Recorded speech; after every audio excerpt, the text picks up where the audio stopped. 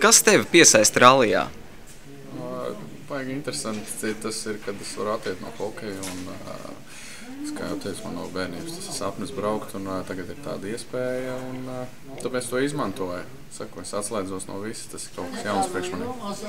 Kur tu dabū vairāk adrenalīna, hokeja spēlē vai braucot rallijā?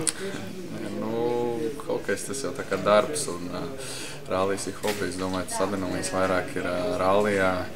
Tīpaši tā pirmā gonka, kad bija tas ātrums, tas jau to adrenalīnu arī uztaisa. Šī nav pirmā tava sacensība kā stūrmanim. Vai jums ir bieži domstarpības ar Ivaru Vasaraudzi? Nē, vispār nav nekādas.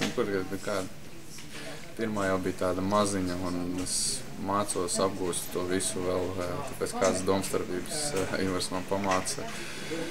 Es mēģinu visu ieklausīt, arī citi braucēji kaut ko palīdz, kaut ko pasaka, kaut kādas padomas, jo tā kā es cenšos ņemt visu informāciju iekšā un mācos, tā kā domstarpības nav ne ar vienu. Vai tu ikdienā esi ātrs un ass braucējs? Dažreiz cenšos ievērot noteikumus.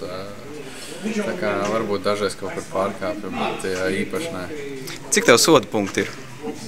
Man nav soda punkti, jo man nav Latvijas tiesības.